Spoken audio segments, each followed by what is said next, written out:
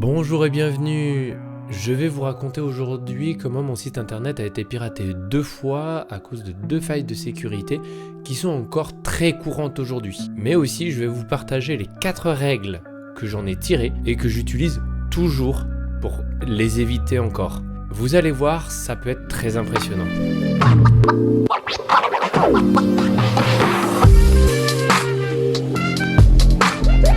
Petite parenthèse, ce que je vais vous montrer, ne le faites pas sur internet s'il vous plaît, c'est interdit sans autorisation du propriétaire du site. Dans cette vidéo, je ne vais pas parler d'un langage de programmation en particulier car je souhaite que tout le monde puisse la regarder. C'était déjà il y a quelques années, j'avais un site web où j'avais une partie d'administration. Un matin, en voulant me connecter, j'arrive sur mon site et là, c'est la catastrophe. Le site est complètement défacé. Donc c'est des techniques qu'ils utilisaient à l'époque où ils s'amusaient juste à défacer le site pour dire « Ah ah, t'as une faille mon gars ». Donc du coup, j'étais pas serein. Donc je suis allé voir les logs Apache, donc Apache c'est le serveur web, et j'ai vu qu'il y avait eu une activité pas tout à fait normale pendant la nuit. J'ai constaté que on pouvait se connecter à mon site sans mot de passe. Donc grâce au log, j'ai pu voir ça. J'ai testé, j'ai mis ce que le pirate avait mis, alors c'est juste en fait un apostrophe avec or 1 égale 1, et puis après 2 petits traits pour mettre le reste en commentaire. Et dans le mot de passe, il avait mis hacked, et donc du coup il est passé comme ça.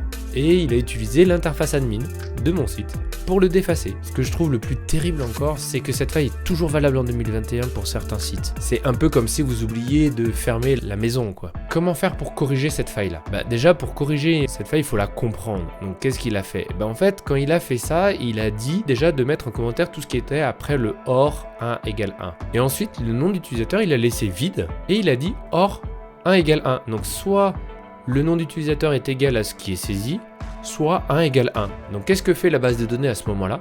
Elle charge le premier enregistrement qui lui tombe dessus. Et pour le coup, en général, le premier enregistrement, c'est l'administrateur. Donc pour corriger ça, le plus simple, c'est de préparer les requêtes. On va remplacer les données saisies par l'utilisateur dans une requête par des marqueurs, des petits points d'interrogation ou des petits labels. Et ces marqueurs vont être remplacés par votre langage de programmation ou par la base de données, par les données qui ont été saisies. Mais les données qui ont été saisies vont être fournies séparément à la base de données, ce qui fait qu'elles n'auront pas d'impact sur la requête. Ainsi, vos données sont protégées. Si vous vous demandez comment faire ça dans votre langage, regardez la documentation, c'est sûr, c'est expliqué. Il y avait un autre problème sur cette page de connexion, mais je vous en parlerai dans une autre vidéo. Pour terminer avec cette première attaque, j'ai restauré ma base de données, j'ai corrigé la faille et tout est rentré dans l'ordre. Mais en fait, c'était pas fini.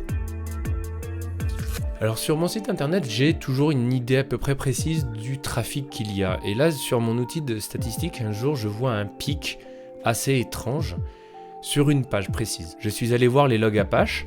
C'est le premier endroit en fait où je vais voir dès que je sens qu'il y a un truc qui va pas bien. Et là, je tombe sur des requêtes un peu comme celle-ci. Donc en fait, je vois qu'il a injecté encore du code qui devrait pas être là. Donc j'essaye de comprendre ce qui se passe, j'essaye de comprendre ce qu'il cherche.